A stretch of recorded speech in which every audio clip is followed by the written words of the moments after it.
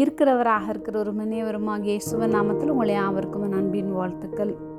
பரிசுத்த ஆவி வரும்போது நாம் பலனடைவோம். அப்போஸ்தலர் 1:8 பரிசுத்த ஆவி உங்களிடத்தில் வரும்போது நீங்கள் பலனடைந்து எருசலேமிலும் யூதேயா முழுவதிலும் சமாரியாவிலும் பூமியின் கடைசி பரியந்தம் எனக்கு சாட்சிகளாய் இருப்பீர்கள் என்றார்.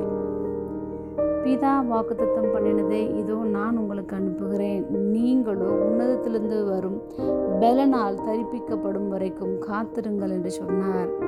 பின்னர் இயேசு கிறிஸ்து பரலோகத்திற்கு ஏறி செல்லும் முன்பாக தம்முடைய சீஷர்களுக்கு கொடுத்த கடைசி வாக்குறுதியும் கட்டளையும் இதுவே.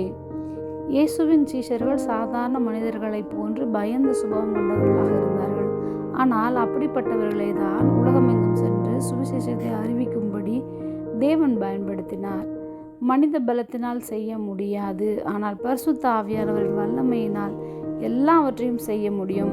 நம்முடைய சொந்த திறமையை நம்பாமல் பரிசுத்த ஆவியானவரின் துணையோடு நாமும் செயல்பட வேண்டும். இந்த வாக்குத்தத்த வசனம் விசுவாசிகளுக்கு ஒரு பெரிய அதிகாரத்தை கொடுத்திருக்கிறது. நாம் சுவிசேஷத்தை மற்றவர்களுக்கு சொல்ல வேண்டும். நம்முடைய சாட்சி எப்படிப்பட்டதாக இருக்க வேண்டுமானால் நம் அருகில் இருப்பவர்கள் தொடங்கி அகில உலகத்திற்கும் இயேசுவின் அன்பை சொல்லுகிறவர்களாக, சாட்சியுள்ள வாழ்க்கை வாழ்கிறவர்களாக நாம் வாழ நம்மையும் இன்று அர்ப்பணிப்போம். ஜெபம். அன்பின் பரம தகப்பனே, எப்பொழுதும் எங்களோடு கூட இருக்கிறவராகவே இருக்கிறவரே, நீர் எங்களை பலனடைய செய்கிறீர், சாட்சியாக நிறுத்துகிறீர். அதற்காக நாங்கள் உமக்கு நன்றி செலுத்துகிறோம். இயேசுவின் நாமத்தில் பிதாவே, ஆமென்.